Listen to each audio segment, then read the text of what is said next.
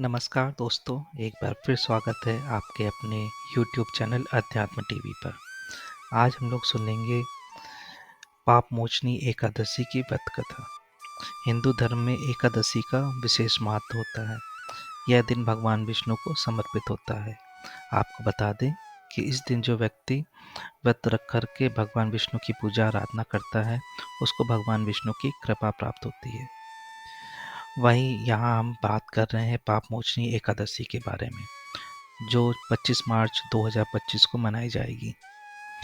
वहीं आपको बता दें, इस दिन पूजा के दौरान व्रत कथा पढ़ना भी बहुत जरूरी माना गया है, वरना पूजा अधूरी मानी जाती है। तो आइए जानते हैं व्रत कथा के बारे में। पाप मोचनी एकादशी व्रत कथा 2025।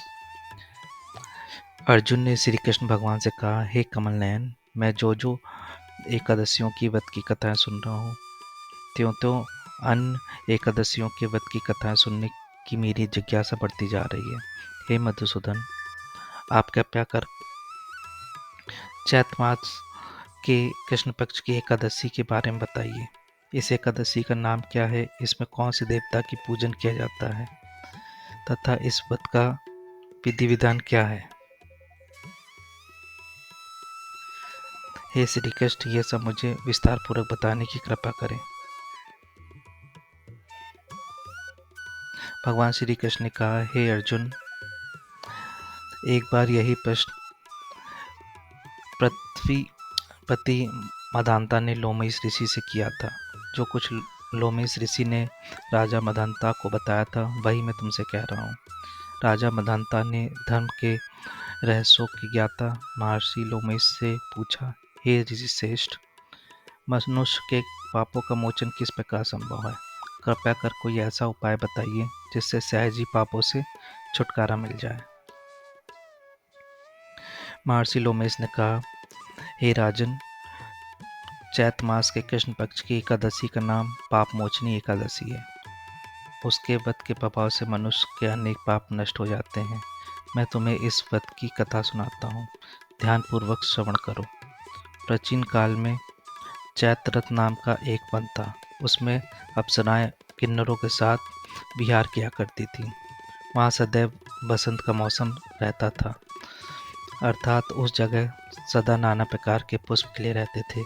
कभी गंधर्व कन्याएं विहार किया करती थी, कभी देवेंद्र अन्य देवताओं के साथ क्रीड़ा किया करते थे। उसी वन में मेधावी नाम के एक ऋषि भी तपस्या में लीन रहते थे। वे शिव भक्त थे। एक दिन मज्जुघोषा नाम की एक अप्सरा ने उनको मोहित कर उनकी निकटता का लाभ उठाने की चेष्टा की। इसलिए वह कुछ दूरी पर बैठकर वीणा बजाकर मधुर सुर में गाने लगी।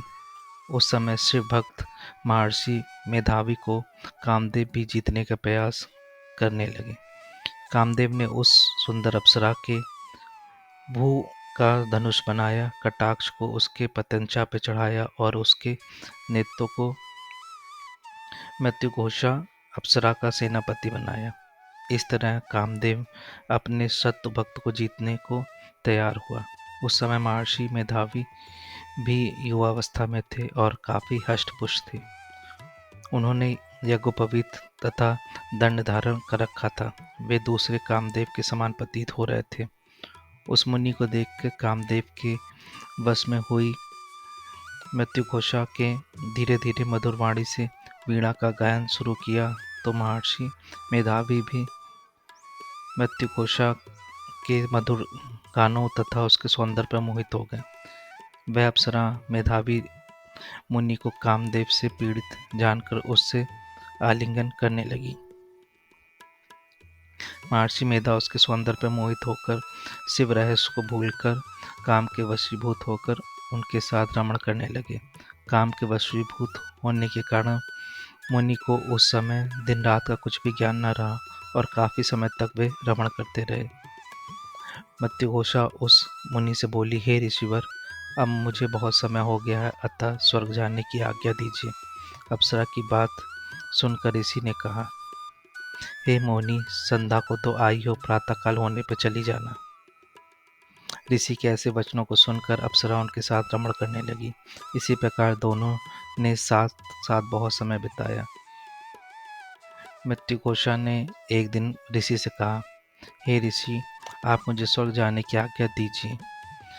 मुनि ने इस बार भी कहा, हे रूपसी, अभी ज़्यादा समय व्यतीत नहीं हुआ है, कुछ समय और ठहरो। मुनि की बात सुनकर अप्सरा ने कहा, हे ऋषिवर, आपकी रात तो बहुत लंबी है। आप स्वयं ही सोचिए, मुझे आपके पास आए कितना समय हो गया है। अब और ज़्यादा समय तक ठहरना क्या उचित है?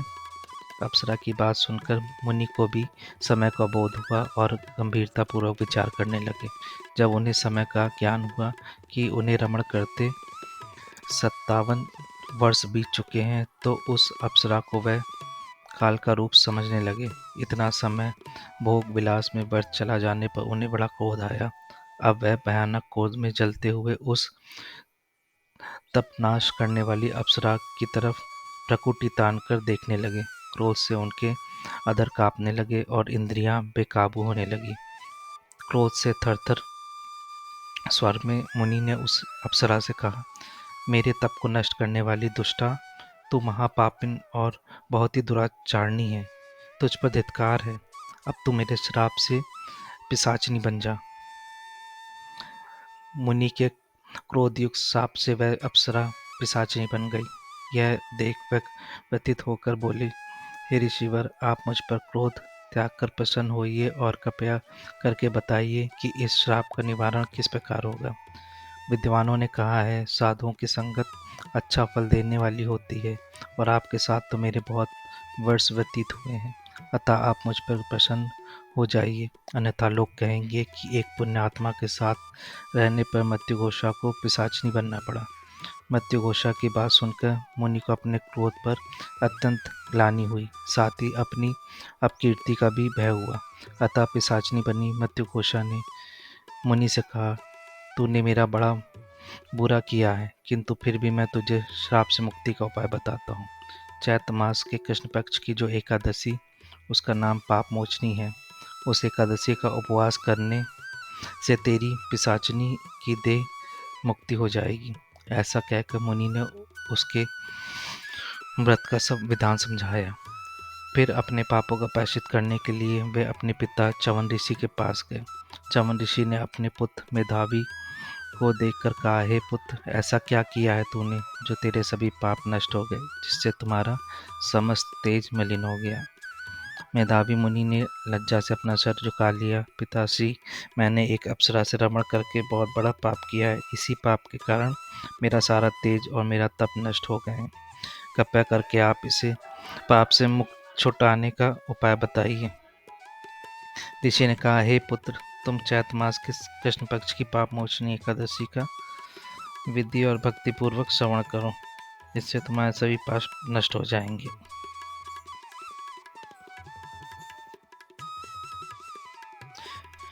अपने पिता च्यवन ऋषि के वचनों को सुनकर मेधावी मुनि ने पाप मोचनी एकादशी का विधि पूर्वक व्रत किया। उसके प्रभाव से उनके सभी नष्ट हो गए। मंजू घोषा अप्सरा भी पाप मोचनी एकादशी का उपवास करके पिशाचिनी की देह से छूट गई और पुनः अपना सुंदर रूप धारण करके स्वर्गलोक चली गई। लोमेश ऋषि ने कहा, हे राजन, इस पाप मोचनी एकादशी के प्रभाव से समस्त पाप नष्ट होते हैं। इस एकादशी की कथा के श्रवण व पाठ से 1000 गौदान करने का फल प्राप्त होता है। इस उपवास के करने से ब्रह्म हत्या करने वाले, स्वर्ण चुराने वाले, शराब का सेवन करने वाले और परस्त्री का गमन करने वाले आदि भयानक पाप भी नष्ट हो जाते हैं और अंत में स्वर्गलोक की प्राप्ति होती है।